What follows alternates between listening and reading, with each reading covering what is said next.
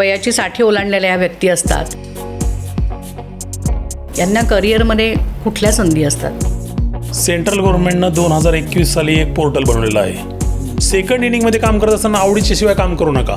नोकरी कशी निवडायची या वयामध्ये, कुठलं झेपेल ते काम कसं निवडावं? यावर्षी महाराष्ट्र गव्हर्नमेंटनं रिटायर्ड टीचर्सना रिजॉईन करून घेतलं होतं.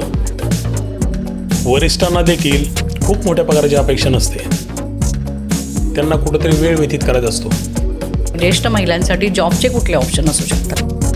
एकदा ज्यावेळेस आपण सेकंड इनिंगकडे जातो त्यावेळेस छोट्या मोठ्या कुरबुरी सुरू झालेल्या असतात. अगोदर तर माझ्या क्षमता मला माहीत असल्या पाहिजेत. मी आज असेही तयार झालेले वरिष्ठ पाहतो की ते आज डिप्रेशनमध्ये गेलेले आहेत. कधीही आपल्याला असं वाटलं नाही पाहिजे यार कंटाळा आला मला सगळ्या गोष्टीचा. नमस्कार, आमच्या नॉलेज कट्ट्यावरती तुमच्या सगळ्यांचं पुन्हा एकदा मनपूर्वक स्वागत. नोकरी करणाऱ्यांसाठी रिटायरमेंट हा आयुष्याचा मोठा टप्पा असतो. रिटायरमेंटनंतर अनेक जण निवांत राहण्याचं स्वप्न बघतात, तर काही जण मात्र हा निवांत मिळालेला वेळ पुन्हा एकदा अर्थार्जनासाठी कसा घालवता येईल याचं स्वप्न बघत असतात किंवा ह्याची प्लॅनिंग करत असतात. पण निवृत्तीनंतर म्हणजे वयाच्या 60 नंतर नक्की कोणती कामं करायची, कोणत्या क्षेत्रामध्ये आपल्यासाठी या संधी उपलब्ध आहेत हे यापैकी बऱ्याच जणांना माहीत नसतं. आणि आज याच विषयावरती आपण चर्चा करणार आहोत समुपदेशक आणि शिक्षक चंद्रकांत मुंडे सर यांच्याबरोबर. नमस्कार सर. नमस्कार. आमच्या कार्यक्रमात तुमचं खूप खूप स्वागत. Thank you madam. चंद्रकांत मुंडे सरांचा परिचय हा शिक्षक आणि समुपदेशक जरी असला तरी अनेक कार्य ते करत आहेत. सर, तुम्हीच या कार्यांची ओळख करून दिली तर खूप बरं. Okay, thank you madam. मी तसं पाहिलं तर शिशुविहार माध्यमिक विद्यामंदिर दादर हिंदू कॉलनी या शाळेमध्ये शिक्षक आणि समुपदेशक म्हणून कार्य करत आहे.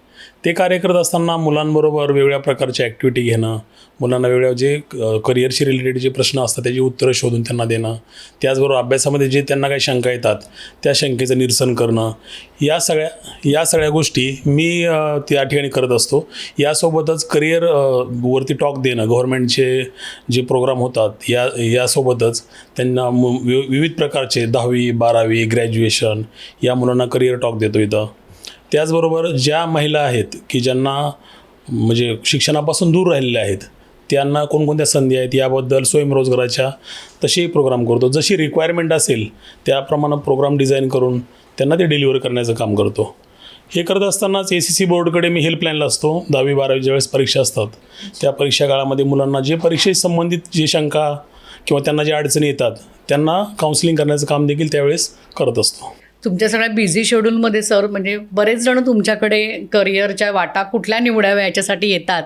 पण आपला आजचा जो विषय आहे तो थोडासा वेगळा आहे.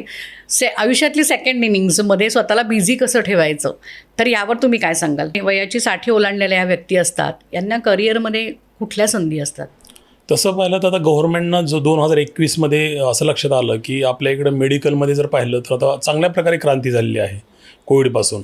त्यामुळे सर्वांचं राहणीमान आणि म्हणजे हेल्थ काय झालेलं आहे तो वाढलेला आहे. म्हणजे लोक आताच त्यामुळं त्यांना प्रश्न पडले आहेत की आता आपल्याला बाबा जगण्यासाठी आणखीन आपल्याला वेळ आहे तर आपण काहीतरी करायला हवं. मग आज कंपन्या असतील, गव्हर्नमेंट असेल किंवा सामाजिक संस्था आहेत, यामध्ये सगळीकडे कारण यांच्याकडे काय अनुभव चांगला आहे, डेडिकेशन असतं, हार्डवर्क असतं, एक्सपर्ट असतात, त्यामुळे सगळीकडे संधी उपलब्ध आहेत.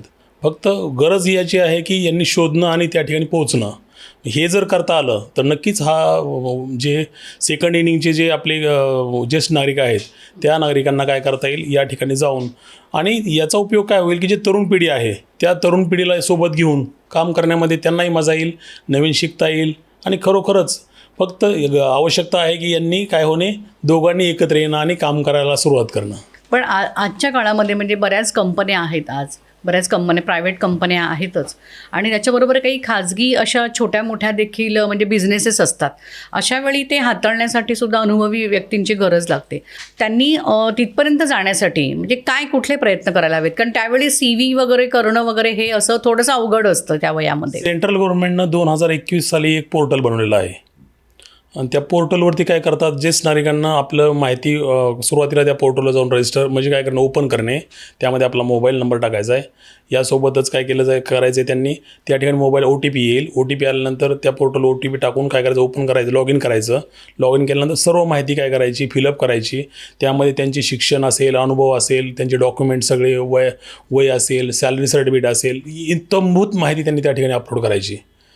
पण गव्हर्नमेंटचं तिथं अजून एक सजेशन काय आहे की तुम्ही हे सगळं करत आहात, पण तुम्हाला 100% आम्ही खात्री देत नाहीत. त्या ठिकाणी कंपन्या सगळ्या रजिस्टर्ड आहेत.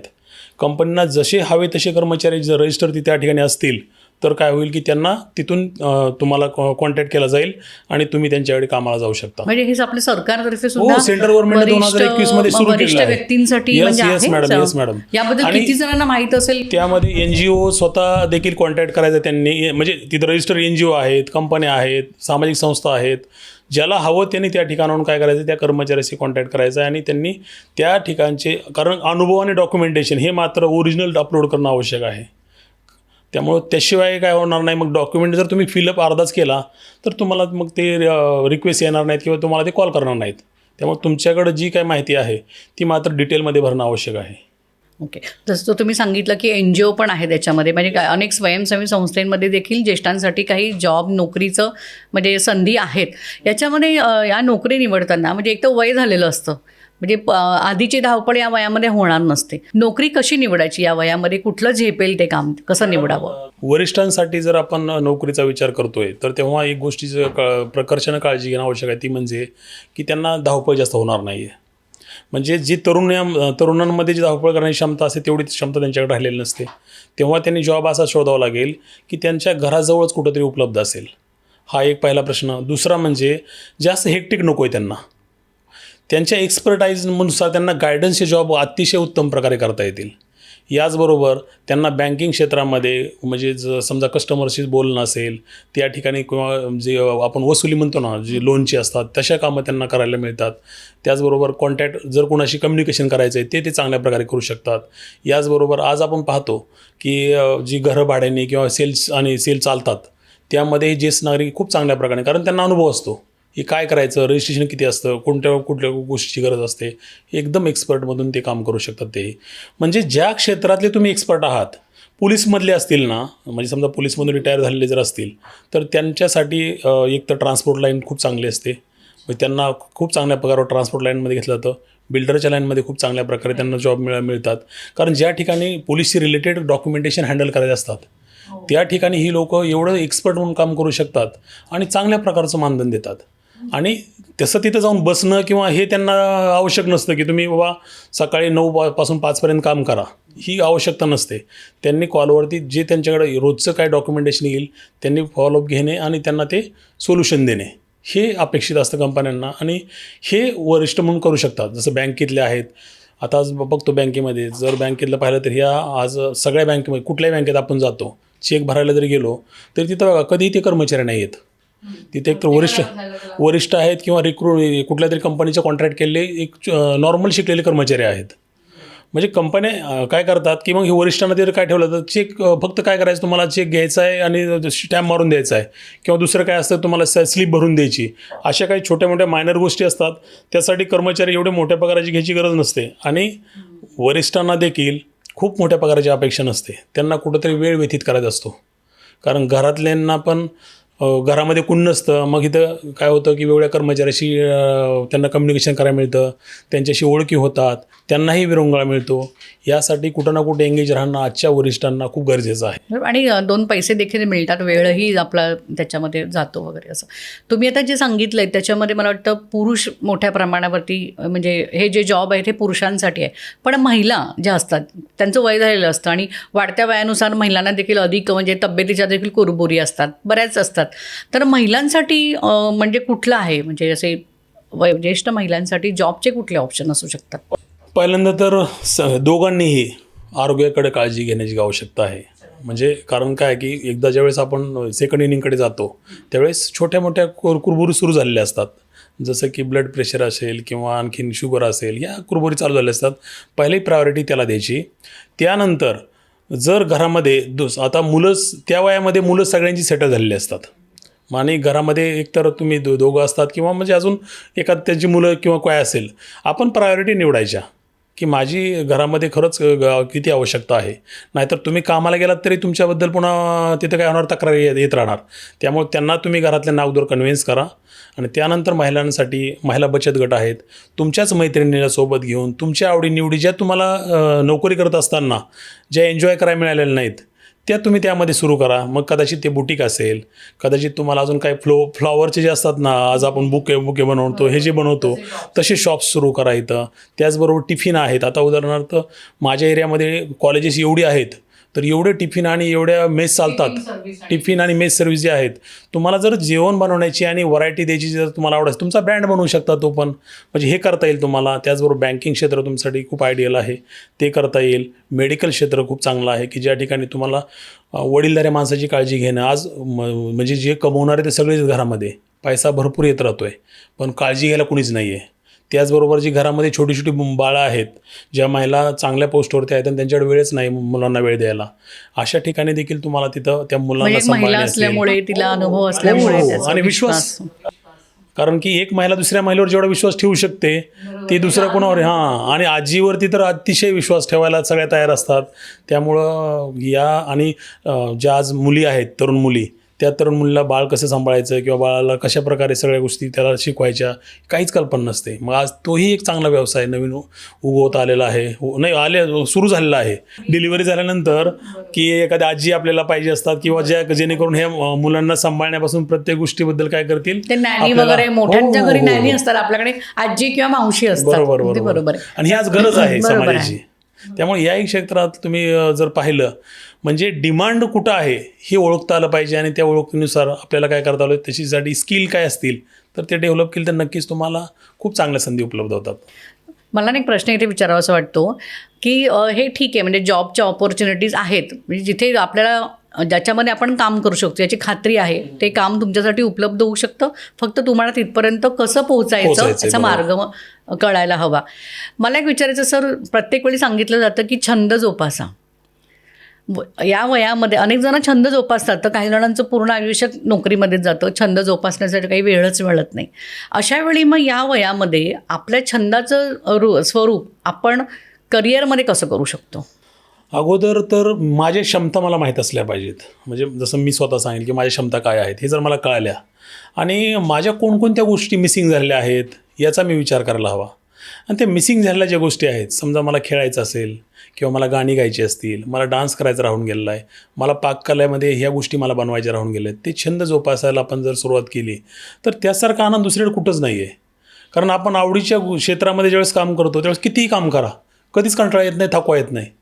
फक्त ते आवडीचं क्षेत्र असलं पाहिजे. मग जर ते कदाचित तुमचं जर म्हणजे एखादं स्वयंपाक करणं जरी आवडीचं क्षेत्र असेल तर तुम्हाला वेगळे आयटम बनवणे, वेगळे आयटम सर्व करणे, डिलिव्हर करणे, किंवा तुम्हाला आज बघा सोशल मीडिया एवढा आहे, तुम्ही फेसबुक, इंस्टाग्रामवर तुमच्या ज्या काही डिशेस बनवता त्या जर तुम्ही त्या ठिकाणी म्हणजे ठेवल्या तर तुम्हाला भरपूर ऑर्डर मिळतील. फक्त आणि तुमच्यामध्ये ज्या गोष्टी दबलेल्या आहेत किंवा ज्या तुम्ही करू शकलेल्या नाहीत या मात्र तुम्ही फाइंड आउट करणे आणि त्याच्यावरती मग गाणी गायची असतील तर कराओके आहे किंवा अजून काही जे प्लॅटफॉर्म आहेत त्यावरती तुम्ही गाणी गायला सुरुवात करा. तुम्हाला गाणेच नाही तर म्युझिकल इन्स्ट्रुमेंट्स शिकायची इच्छा राहून गेलेली असेल, तबला, हार्मोनियम, गिटार, जे असेल ते. कारण तुम्ही पैशाच्या बाबतीत तुम्ही सधन झालेले आहात, म्हणजे तुम्हाला ती आता तुमची प्रायोरिटी नाही आहे. तुम्हाला आता छंद जोपासणे आणि तुमचा दिवस जो आहे तो मस्त तुम्हाला जगता आला पाहिजे. कधीही आपल्याला असं वाटलं नाही पाहिजे यार कंटाळा आला मला सगळ्या गोष्टीचा, हे रोजचं रुटीन काम करायचं मला खूप कंटाळा आलेला आहे, म्हणजे तेच करा, स्वयंपाक करा, जेवा, झोपा, असं कधी वाटलं नाही पाहिजे. मित्रमैत्रिणी असतील त्यांच्यावर छोट्या मोठ्या पार्ट्या करा, त्यांच्यावर बड्डे सेलिब्रेट करा, त्या ठिकाणी गाणी गा, डान्स करा किंवा कुठंतरी छोट्या मोठ्या एकदा ट्रिपसाठी जाऊन या. म्हणजे हे प्लॅनिंग करणं. आणि खरं तर जॉब करत असताना ह्या सगळ्या गोष्टी आपण बांधून ठेवल्या पाहिजेत. अचानक हे तुम्हाला मिळणार नाही आहे. याच्यातून करिअरच्या पण संधी येस मॅडम. तुम्ही जर 4 जणांचा जर ग्रुप असेल ना तर तुम्ही एकामेकाला जोडत गेलात की एक छोटी ट्रिप अरेंज केली, तुम्ही कुठे घेऊन गेलात त्यांनाही तो आनंद मिळेल, तुम्हालाही आनंद मिळेल. तुमचं पुढचं जे लाईफ आहे ते तुम्हाला कसं मस्त जगता येईल यासाठी ह्या गोष्टी खूप युजफुल राहतील.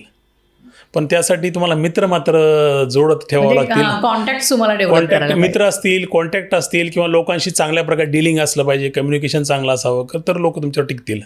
जर तुम्ही हडूस थोडूस करत राहिलात की सगळ्यांनी.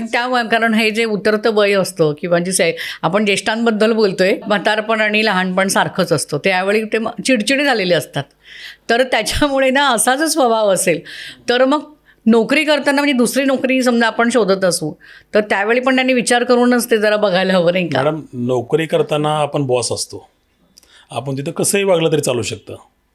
पण ज्यावेळेस आपण बॉस नाहीत आणि आपल्याला आता संपर्क टिकून ठेवायचे आहेत, तेव्हा मात्र तुम्हाला तसं वागून चालणार नाही. म्हणजे याची जाणीव तुम्ही स्वतःला करून द्यावं लागेल. आणि प्रत्येकाशी तुम्ही ज्यावेळेस बोलाल कुणाशीही, तेव्हा तुम्हाला ती व्यक्ती तुमच्यावर परमनंटली कनेक्ट राहिली पाहिजे. हे तुमचं डिलिंग असलं पाहिजे. ती आपुलकी, ते प्रेम, त्याच्याबद्दलची ती तळमळ जिथं तुमच्या शब्दामधून व्यक्त होईल ना, त्यावेळेस ती व्यक्ती तुम्हाला पुन्हा पुन्हा आठवण काढेल, पुन्हा पुन्हा तुमच्या संपर्कात येईल आणि पुन्हा पुन्हा तुमच्याबद्दल ते 4 जणांना सांगेल की ही व्यक्ती मला भेटली होती, अरे काय यार मस्त, त्यांच्याशी मला खूप आनंद वाटला. म्हणजे हे वाक्य ज्यावेळेस येईल ना, त्यावेळेस समजून घ्या की तुम्ही प्रॉपर ट्रॅकवरती आहात. म्हणजे थोडक्यामध्ये बॉस म्हणून जर तुम्ही निवृत्त झालेले असाल एखाद्या कंपनीमधून, तर असं आवश्यक नाही की तुम्हाला पुन्हा बॉस म्हणूनच दुसऱ्याकडे संधी मिळेल. कदाचित तिकडे तुम्हाला एम्प्लॉई म्हणून संधी मिळेल. येस. असं देखील होऊ आणि शकतं. आजचे बॉस पण तसं पाहिलं तर तेवढे आपण जसं पिक्चरमध्ये बघत होतो किंवा नाटकामध्ये बघत होतो ते आता दिवस राहिले नाहीत. आता बॉस असे असतात की आपल्याला बॉस कोणताही ओळखावा लागतो. मैत्रीचे थोडे संबंध ठेवावे लागतात. खूप छान. म्हणजे आता जर आपण ऑफिस कल्चर पाहिलं तर तिथं बॉसचं असं काही कल्चर दिसतच नाही. म्हणजे एवढं छानपैकी सगळ्याची इंटरॅक्शन चालले असते. मग आपण एकमेकाशी बोलताना सांगतो बॉसला मला भेटायचं, तर ते म्हणतात सर तीच बॉस होते. म्हणजे एवढं ते वातावरण हलकं फुलकं असतं. आणि त्यामुळं जर सगळ्यांनी खरं तर जगण्यासाठी आवश्यक आहे ती म्हणजे आपल्या चांगल्या कम्युनिकेशनची. म्हणजे संवाद जिथं चांगले आहेत ना, तिथं कुठं घर असो, तुमचं ऑफिस असो किंवा कुठलंही वातावरण असो, एकदम मजा येते इथं. फक्त संवाद मात्र चांगले असावेत, आपुलकी त्यामध्ये असली पाहिजे, त्यामध्ये एकमेकाबद्दल बोलण्यात तुमचं प्रेम एक्सप्रेस झालं पाहिजे, मग मात्र एकदम मस्त सगळं सुरू राहतं. आता आपण जसं बोलतोय की ह्या उतार वयातल्या गोष्टी आपण करतोय, उतार वयातल्या ह्या संधी आहेत सगळ्या करिअरच्या.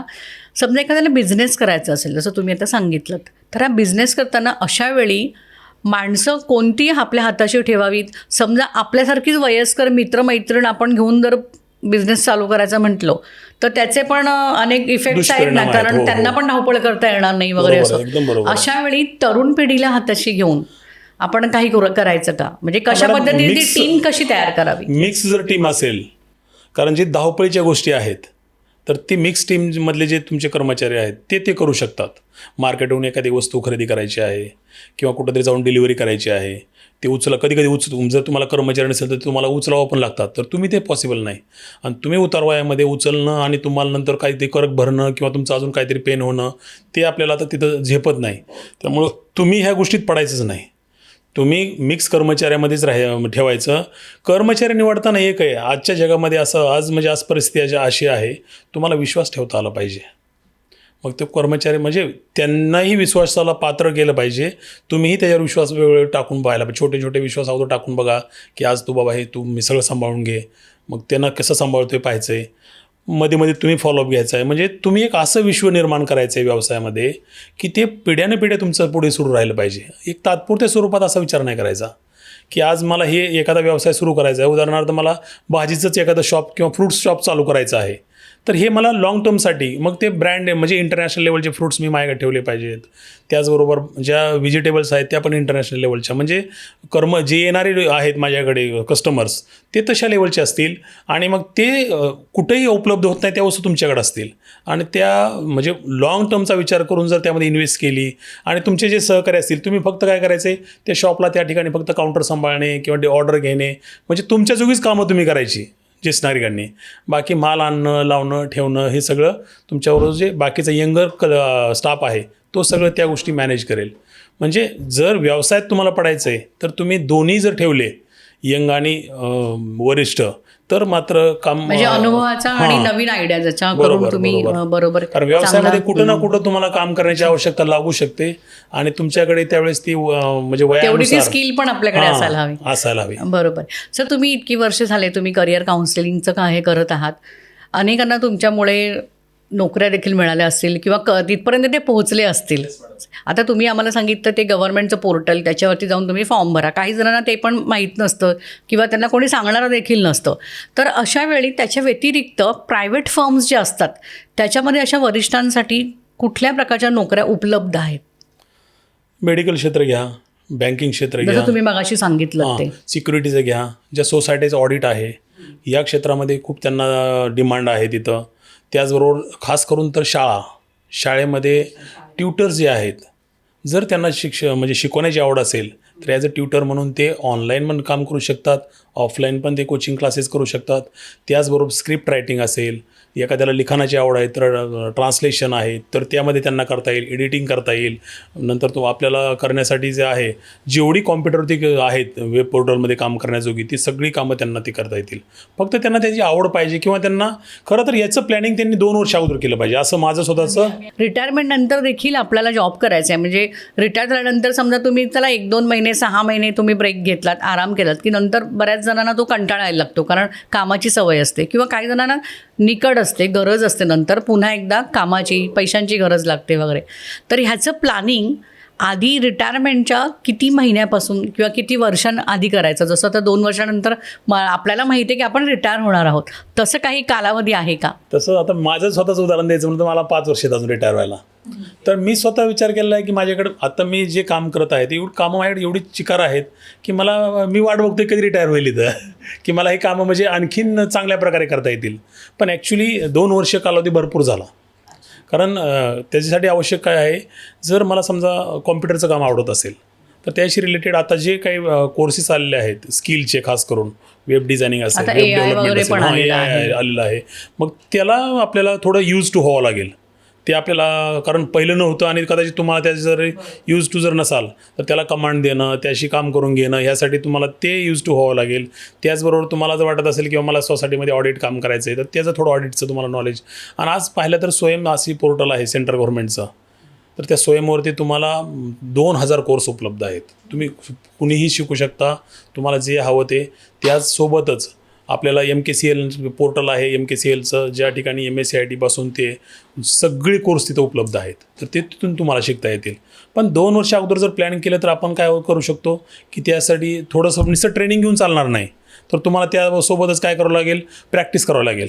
आणि प्रॅक्टिस करायला तो वेळ मिळेल तुम्हाला कालखंड.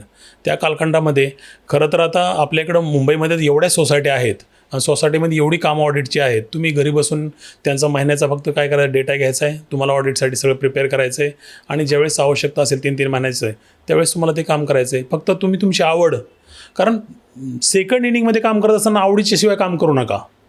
कारण तुम्ही आयुष्यभर काम काय केलं आहे, तुमची आवड नसताना तुम्ही केलेलं आहे. कुठे क्लरिकल काम केलं असेल तर ते नंतर ते नंतर तुम्हाला करायला आवडणार कंटाळा येईल नाही. तुम्हाला. हां, तुम्हाला व्हिजिटिंग कुठं असेल, काय करायचं किंवा कुठं जाऊन तुम्हाला फक्त कम्युनिकेशन करायचं आहे. सिक्युरिटीमध्ये तुम्हाला ऑफिस, आता सिक्युरिटीमध्ये पण तसं की झालं आहे की आता तिथं काय ॲक्च्युली काहीच काम करावं लागत नाही. सगळं काय आहे, बटनावरती एंट्री केल्या, व्यक्तीचं नाव टाईप करायचं आहे, त्याचा मोबाईल नंबर टाईप केला, त्याचा फोटो काढला, अपलोड केला. आता तसं तिथं काहीच काम आणि नाही मोठ्या करायला. सोसायट्यांमध्ये त्यांना बऱ्यापैकी म्हणजे सॅलरी पण खूप बऱ्यापैकी छान. देतात. आता मोठ्या सोसायट्याच नाही मॅडम, ह्या बँकिंगच्या किंवा HPCL, BPCL कंपन्या ज्या आहेत, या IBPS, या मोठ्या कंपन्या, यांच्यामध्ये गव्हर्नमेंट ऑर्गनायझेशनतर्फे रिक्रूट केलं जातं आणि तिथं सेकंड इनिंगवालेवालेच ऑलमोस्ट तिथं कामाला आहेत. तर त्या क्षेत्रामध्ये येता येईल. अजून एक उदाहरण तुम्हाला सांगायचं म्हणजे यावर्षी महाराष्ट्र गव्हर्नमेंटनं रिटायर्ड टीचर्सना परत रिजॉईन करून घेतलं होतं आणि त्यांना 50,000 रुपये सॅलरी पण दिली. पण हे कारण काय, म्हणजे असं नवीन रिक्रुटमेंट नाही आहे आणि शाळेमध्ये शिकवायला शिक्षक उपलब्ध नाहीत. मग त्यांनी काय केलं की बाबा मग तात्पुरत्या स्वरूपामध्ये जे रिटायर झालेले शिक्षक आहेत त्यांनाच काय केलं, जॉईन करून घ्यायचं ठरवलं आणि ती एक पर्टिक्युलर अमाऊंट सॅलरी म्हणून द्यायची, कारण त्यांना शिकवायची काही गरज नाही, ते ऑलरेडी एक्सपर्ट आहेत त्यामधले. त्या उद्देशानं त्यांनी तसं केलेलं आहे. आज आपण बघतो डॉक्टरचं क्षेत्र घ्या, तिथं ते लाईफ टाईम ते करू शकतात. लॉयरचं आहे. अजून एक माझा एक कलिग्ज आहे, तो आता काय ते 55चा आहे, तर त्यांना आता LLBला ॲडमिशन घेतलं. मला लॉचं करायचं आहे भविष्यामध्ये, 3 वर्ष लॉ करणार मी, तोवर 58चा होईल आणि 3 वर्ष लॉ केला की म्हणलं मग मी नंतर प्रॅक्टिस चालू करणार नाही. मला तशी म्हणला खूप काय पैसे मिळवत ह्यापेक्षा नाही, पण मला गाईड, लोकांना सल्ला द्यायला, सगळ्या क्षेत्राबद्दल मी सल्ला द्यायला मला आवडतं, तर मी ते काम करणार आहे. म्हणजे आपली आवडीनुसार जर तुम्ही आत्तापासून प्रोसेस केलं किंवा विचारलं की मला काय करायचं आहे भविष्यामध्ये, मी काहीतरी प्लॅन पाहिजे. पण माझं सर्व वरिष्ठांना एक कळकळीची विनंती आहे की तुम्ही रिटायरमेंटनंतरचा प्लॅन करा. कारण मी आज असेही रिटायर झालेले वरिष्ठ पाहतो की ते आज डिप्रेशनमध्ये गेलेले आहेत. खूप म्हणजे त्यांचे वेगवेगळ्या प्रकारचे हाल होतात आणि त्यांना मानसिक संतुलन बिघडलं असतं. मग अशा ह्या गोष्टी घडू नयेत म्हणून सर्वांनी स्वतःला बिझी ठेवा. मग घरामध्ये कदाचित कधी काय होतं की मुलं सांभाळणं हे पण ते पटत नाही त्यांना, पण एक तात्पुरत्या स्वरूपामध्ये ते चांगलं आहे. पण त्या जर तुम्हाला ती आवड असेल आणि तुमचं त्यांच्याशी टोनिंग चांगलं असेल तर वेल अँड गुड. बरं, जर त्यांना मुलांनाच आवडत नाही तुमच्यावर राहायला आणि तुम्ही म्हणाले मी त्याला सांभाळतो, तर मग मात्र अडचणी येऊ शकतात. तर ह्याही गोष्टीची तुम्ही काळजी घ्या आणि योग्य वेळी योग्य निर्णय घ्या. सर, बऱ्याच ठिकाणी काय होतं की बिझनेस करायचं म्हटलं म्हणजे ज्येष्ठांनी एक तर त्यांच्याकडे रिटायरमेंट नंतरचे थोडेफार पैसे पण त्यांना मिळालेले असतात, तर काही जण तो पैसा त्याच्यामध्ये टाकतात, एखादा व्यवसाय सुरू करूया आपण म्हणून असं. तर अशा वेळी म्हातारपणातली जी पुंजी आहे ती टाकून व्यवसाय करावा का, की दुसऱ्याच्या व्यवसायामध्ये मदतनीस म्हणून जावं? माझा तर सल्ला तोच आहे की दुसऱ्याच्या व्यवसायामध्ये मदतीस म्हणून काम करा. कारण की तुमच्याकडे आता आपण ज्यावेळेस पुंजी रिटायरमेंटसाठी साठवून ठेवली असते ती ॲक्च्युली आपल्याला मेडिकलसाठी किंवा भविष्यामध्ये इमर्जन्सीमध्ये जर काही आलं तर आपल्याला ते पैसे यूज करता यावात. ज्यावेळेस तुम्ही इन्व्हेस्ट करणार ते पैसे तुम्हाला इमिजिएटली मिळणार नाहीत. आणि म्हणून तुम्ही दुसऱ्याच्या व्यवसायामध्ये जर मदतीस बसून काम केलं तर ते उत्तम राहील. कारण की आज आपण पाहतो की बरेच जण वेगळ्या म्हणजे मोठं प्रलोभनासाठी किंवा जी एखादी कोणतरी सांगते तुम्हाला की तुम्ही 10 लाख द्या मला आणि मी तुम्हाला 1 वर्षात 20 लाख देतो, या अशात तर व्यवसायात अजिबात पडू नका. कारण तुमचा पैसा खूप कष्टाचा आहे आणि तो पैसा असाही वाया जाऊ देऊ नका. तुम्हाला 10 लाखाची बँकेत ठेवून 10चे बाबा 10.5 जरी मिळाले तरी चालेल, परंतु तुमचा पैसा अशा प्रकारे वेगळ्या योजना, वेगळ्या अशा ज्या सध्या जी ऑनलाईन किंवा सोशल मीडियामध्ये चालू आहे, फ्रॉड चालू आहेत, त्या फ्रॉडपासून खूप अलिप्त राहा. आणि कष्टानं आजपर्यंत जे कमवलेलं आहे तसंच पुढे भविष्यामध्ये शेवटपर्यंत कष्टानंच कमवण्याचा प्रयत्न केला तर तुम्हाला लाईफ पण खूप छानपैकी आणि एकदम आनंदी जगता येईल. नाहीतर ते स्ट्रेस तुम्हाला सहन होणार नाही. बरोबर, त्या वयामध्ये सगळं ते आपल्याला झेपणार नाही आहे, म्हणजे मनालाही त्रास होईल, मनस्ताप होईल. किंवा एक टीम घ्या सोबत, तुमच्यासारखे सहकारी सगळ्यांनी मिळून मोठा बिझनेस करून. आता मोठं तुम्हाला काय करायचं नाही, तुम्हाला फक्त आनंदासाठी तुम्ही बिझनेस करत आहात. त्यामुळं छोटी इन्व्हेस्टमेंट करा आणि तुमच्या सहकारी जे आहेत तुम्हाला आनंद मिळेल, मित्रांना सोबत राहतील दिवसभर तुम्ही. आणि अशा जर तुम्ही व्यवसाय केला तर तुम्हाला व्यवसायाबरोबरच आनंद जास्त मिळेल आणि तो व्यवसाय खूप छानपैकी डेव्हलप होईल. आत्तापर्यंत सर तुमच्या इथून किती जणांना म्हणजे जॉब मिळालेले आहेत तुमच्या करिअर गाईडलाईन? माझ्या मॅडम आता माझं खरं 28वं वर्ष आहे आणि मी या क्षेत्रामध्ये 20 वर्षापासून काम करत आहे. त्यामुळं तशी तर माझ्याकडं अशी संख्या सांगायला नाही, पण मी प्रत्येक वर्षी कमीत कमी माझे 50 प्रोग्राम होतात. आणि मुंबईमध्ये आज असं झालं आहे की कुठलंही असं NGO राहिला नाही किंवा ऑलमोस्ट मुंबईतल्या म्हणजे 40 to 50% शाळेमध्ये मी वेगवेगळ्या विषयावरती व्याख्यानं दिलेली आहेत, मग क्लासेस दिलेले आहेत. आणि NGO तर सगळे झालेत माझे. शासनाचे जेवढे प्रोजेक्ट आहेत, जसं की कलचाचणी प्रोजेक्ट झाला होता 2015-16मध्ये, त्या प्रोजेक्टमध्ये देखील मी काम केलं होतं आणि त्यामध्ये मी कॉमर्सवरती टेस्ट क्रिएट केली होती आणि ती टेस्ट आजही गव्हर्नमेंटकडे आहे आणि आपल्या SC बोर्डकडे. अजूनही ज्यावेळेस गव्हर्नमेंट कुठल्याही प्रोजेक्टसाठी प्रोजेक्ट डिसाईड करतं बनवण्याचा करिअरवरती, त्यावेळेस ते आजही आम्हाला बोलवतात आणि आजही आम्हाला त्यामध्ये अभिमान वाटतो की आम्ही त्यामध्ये कुठल्या ना कुठल्या प्रकारे आमचं योगदान आम्ही देत असतो इथं. आणि हे सगळे पर्पज ह्याचं एकच आहे की समाजामध्ये प्रगती व्हावी, मुलांना करिअर. आज आपण पाहतो की मुलं आजही म्हणजे प्रगती सगळ्या क्षेत्रात झालेली आहे, असं कुठलंच क्षेत्र राहिलेलं नाही. काल पण हा विषय मी त्यांना सांगितला की पण या क्षेत्रामध्ये आजही प्रगती तेवढी पाहायला मिळत नाही. म्हणजे आजही 10वीची मुलं झाल्यानंतर, 10वी पास झाल्यानंतर मुलं आर्ट्सला जातात, सायन्सला जातात, कॉमर्सला जातात. का जातात हा प्रश्न विचारला तर त्यांनाही त्याची उत्तरं माहीत नसतात. असे कितीतरी विद्यार्थी त्यांना माहीत नाही. मग अशा अंधारामध्ये तीर चालवायला आज तंत्रज्ञान एवढं पुढं गेलं आहे, मग हितं का नाही हा प्रश्न बऱ्याच वेळेस आपण स्वतःला विचारावा की बाबा हितं का होत नाही असं काही. आणि हितं होण्याची आवश्यकता आहे. म्हणजे एका शाळेला मी आता मला वाटतं सॅटर्डेलाच 8 तारखेला व्हिजिट दिली होती ह्याला आपल्या विजयवाडाला. तर मला त्या शाळेचं उदाहरण खूप छान म्हणजे भावलं की त्या मुलं 6वी ते 8वीमध्ये त्यांनी करिअर डिसाईड केलेलं असतं. म्हणजे जे आज NEPनं आणलेलं आहे, आता जी नॅशनल एज्युकेशन पॉलिसी आली त्यामध्ये सेम तीच फॉर्म्युला दिलेला आहे की मुलांनी व्यावसायिक शिक्षण 6वी ते 8वीमध्ये डिसाईड करायचं आणि त्यानुसार शिक्षण घ्यायचं.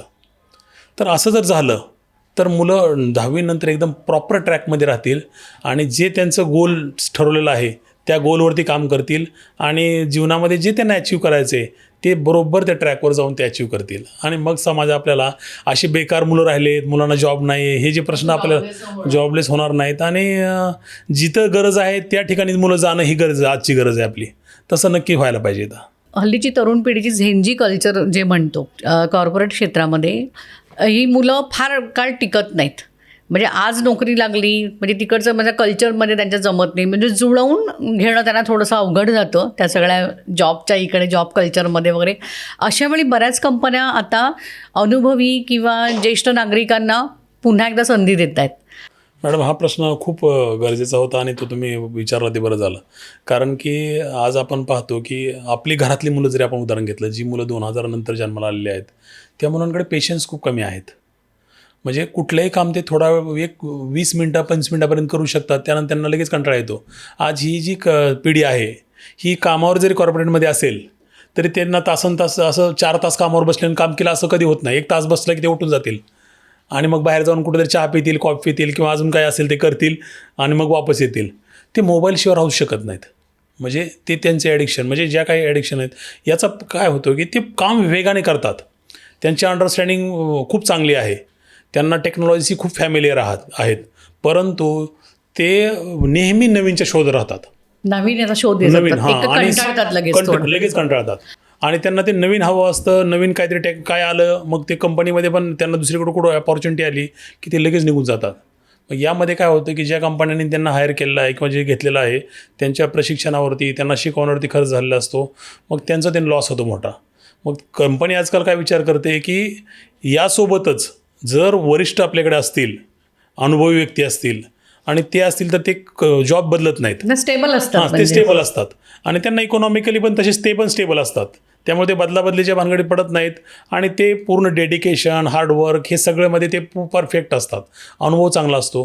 फक्त त्यांना एकच की आता ह्या मुलांना जी टेक्नॉलॉजीमध्ये एक्सपर्टाईज असते तेवढी एक्सपर्टाईज यांच्याकडे राहत नाही. पण तेवढी कंपन्या आज ॲडजस्ट करून त्यांना प्रशिक्षण ते देतात आणि त्यांचा फायदा नक्कीच होतो. पण या मुलांनी आणि कंपनीनं जर असं केलं, हे दोन्हीचं जर कॉम्बिनेशन असेल, मिक्स कल्चर जर असेल, तर कंपनीला मग जो लॉस फक्त त्यांना घेऊन होतो तो लॉस तेवढा होत नाही. त्यामुळं आज वरिष्ठांना घेऊन सोबत जर घेतलं आणि सोबत ही तरुण पिढी जर घेतली तर तरुणांना वरिष्ठांचा फायदा होईल आणि वरिष्ठांना देखील तरुणांचा फायदा होईल आणि दोघांनामध्ये विचाराची देवाणघेवाण होईल. त्यामुळं खूप चांगलं कल्चर निर्माण होईल आणि दोघांनाही आनंद मिळेल यामधून. आणि दोन ते वेगवेगळे जनरेशन आहेत, दोन्ही जनरेशनचा गॅप भरून निघेल, विचारांची देवाणघेवाण होईल त्याच्यामधून, दोन्हीचा गॅप भरून निघेल आणि एक चांगला आपल्याला एक आदर्श निर्माण होईल. यासाठी म्हणजे प्रामुख्याने सर कुठलंही क्षेत्र तुम्ही म्हणजे कॉर्पोरेटमधलं म्हणा, कुठलं क्षेत्र असं तुम्ही सांगू शकता की या क्षेत्रामध्ये या दोघी जनरेशनने काम करणं खूप फायदेशीर असेल? टेक्नॉलॉजीमध्ये हे करता येईल इथं, किंवा आपण सहकार क्षेत्र म्हणतो की जिथं लिडरशिप आहे, व्यवस्थापन चालतं की ह्या क्षेत्रामध्ये. कारण की आज जे रिटायर्ड व्यक्ती आहेत त्यांच्याकडे अनुभव अफाट असतो. त्यांना कुठल्याही प्रॉब्लेम कसे टॅकल करायचे, सॉर्ट आऊट करायचे, काम करण्याचं त्यांच्याकडे स्पीड असतो, त्यांना काम करता येतं चांगल्या प्रकारे. ते घाबरत नाहीत प्रॉब्लेम आले तरी. त्यांच्याकडे मॅच्युरिटी असते ना, ते शांतपणे आणि एकदम परफेक्टली ते कुठं काय करायचं हे त्यांना माहीत असतं. पण तरुण पिढी तशी लगे म्हणजे ते काय होतात की एखादं अचानक जर त्यांना आपण सांगितलं की अरे असं झालं आहे, ते एकदम घाबरून जातात. त्यांना ते रिॲक्ट लगेच त्यांना काय करायचं आणि काय नाही सुचत नाही. पण यासोबतच जर आपल्याकडे असे वरिष्ठ अनुभवी व्यक्ती असतील तर ते सांगतात की हां, काय काळजी करू नका, मी हे करून दाखवतो किंवा आपण हे करू शकतो, याच्याबद्दल एवढी घाबरण्याची आवश्यकता नाही. म्हणजे हा बेनिफिट त्यांचा मिळतो. मेडिकल क्षेत्रामध्ये हॉस्पिटल जे आहेत, या हॉस्पिटलचं ॲडमिनिस्ट्रेशन असेल त्यामध्ये त्यांना चांगल्या प्रकारच्या संधी आहेत. ज्या ठिकाणी ऑडिट आहे ह्याच ठिकाणी चांगल्या संधी आहेत. मॅनेजमेंट ज्या ठिकाणी आहेत तिथं चांगल्या संधी आहेत या व्यक्तींना. म्हणजे या क्षेत्रात त्याचबरोबर जे मॉल्स आहेत, या मॉल्समध्ये पण सगळं ॲडमिनिस्ट्रेशन करणं, कॅमेरा, सिक्युरिटी, या सगळ्या गोष्टी ॲडमिनिस्ट्रेशनसाठी आज त्यांचीच गरज लागते. म्हणजे कुठंही पाहिलं, ज्या शासकीय सेवेमधून जे वरिष्ठ आहेत त्यांना तर ॲडमिनिस्ट्रेशनमध्ये खूप चांगल्या प्रकारच्या संधी मिळतात आणि ॲडमिनिस्ट्रेशन जेवढं चांगलं होईल तेवढं कुठल्याही कंपनीची प्रगती चांगली होते. त्यामुळे ॲडमिनिस्ट्रेशन इज म्हणजे त्याच्यामध्ये वयाचं मला वाटतं फार काही बॅरियर नसेलच. फक्त वरिष्ठांसाठी एक फ्लेक्झिबिलिटी दिली पाहिजे.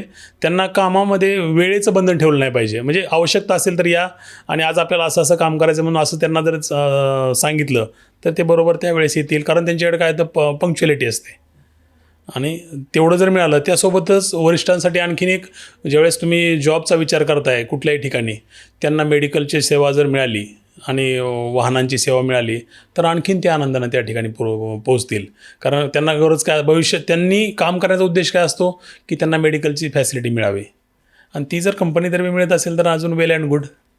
वर्क फ्रॉम होम एक कल्चर असतो. काही व्यक्ती अशा आहेत ज्येष्ठ की जे नाही जाऊ शकत बाहेर, घरात राहून वर्क फ्रॉम होम कल्चर ते देखील एन्जॉय करू शकतात. तर कुठले असे क्षेत्र आहेत की ज्याच्यामध्ये ते काम करू शकतात? वर्क फ्रॉम होमसाठी आपल्या ट्युटरचं आहे, अच्छा, ऑनलाईन तो तुम्ही ऑनलाईनचं आहे, किंवा तुम्हाला काही ऑनलाईनचं काम म्हणजे समजा की एखाद्याला डाटा फिलिंग करायचं आहे ते तुम्हाला करता येईल, किंवा तुम्हाला अजून एखादा प्रोग्राम जर तुम्ही प्रोग्रामर असाल तर एखादा प्रोग्राम बनवून हवा असेल तर तो प्रोग्राम तुम्हाला बनवून देता येईल. तुम्ही वेब डिझायनर असाल तर वेब डिझायनिंग तुम्हाला करून देता येईल, किंवा तुम्हाला जर फोटोशॉप किंवा याच्यामध्ये जर तुम्ही काम करत असाल कोरल ड्रॉ याच्यामध्ये, तर ते तुम्हाला काम घरातूनच करता येईल. म्हणजे कामं करण्यासाठी कमी नाही आहेत, फक्त तुम्हाला ते स्किल शिकावं लागेल. आणि तुम्हाला पण तुम्ही घरात बसून कामाला कम्फर्टेबल आहात का हे अगोदर स्वतःला विचारलं पाहिजे. कारण की ज्यावेळेस वरिष्ठ असतात त्यावेळेस त्यांना थोडंसं बाहेर जावं मित्रांबरोबर, म्हणजे काम फक्त काम म्हणून नको असतं त्यांना, हां, काही त्यासोबत जण आनंद असतात. पाहिजे त्यांना. मग तो आनंद तुम्हाला कुठं मिळतोय, त्याशी रिलेटेड तुम्हाला ज्यात आनंद मिळतोय त्याची कौशल्य तुम्ही शिका आणि ते काम तुम्ही करायला घ्या. मग तुम्हाला लाईफ जगण्याचा आनंद जास्त मिळत राहील इथं. नक्कीच. मला खरं तर तुमचं हे आजचं मार्गदर्शन आहे हे आमच्या प्रेक्षकांसाठी खूपच उपयुक्त ठरणार आहे.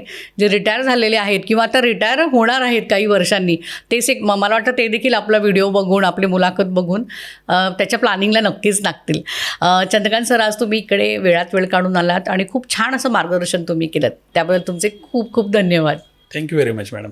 मला पण मजा आली तुमच्याशी बोलून आणि एक वेगळ्या विषयावरती बोलण्याची संधी दिली त्याबद्दल मी तुमचे खूप खूप धन्यवाद आणि मी तुम्हाला पुढच्या वाटचालीसाठी शुभेच्छा देतो. धन्यवाद.